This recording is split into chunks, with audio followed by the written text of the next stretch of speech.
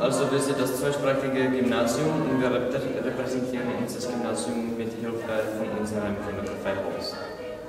Takže my jsme dvoujazyčné gymnázium, které na Den otevřených dveří se prezentuje vídeňskou kavárnou. V naší vídeňské kavárně nabízíme typický sachador, tomuto dortu nabízíme i výborné kafe a mnoho dalších pochutí.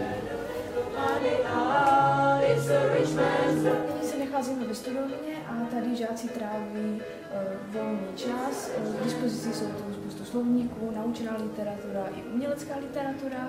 Probíhají zde parlament studentský a žáci se můžou podívat na počítače a kopírovat si své pomůcky.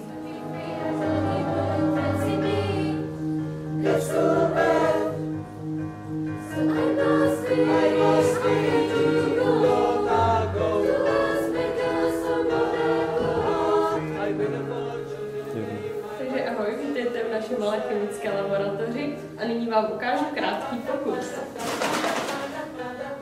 Tada!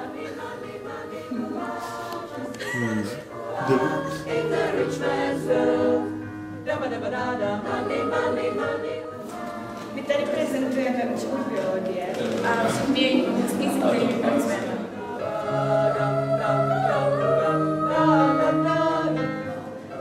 Jako každý rok na Den otevřených dveří prezentujeme různé projekty o humanistických hnutí, o fair trade, o Česko proti chudobě. Už druhým rokem tady máme letos zase výrobky fair trade, které zase zbrány.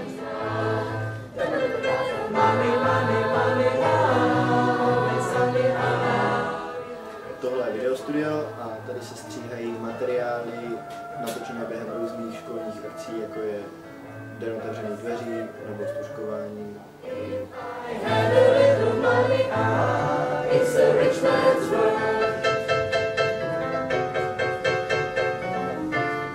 rich man's world.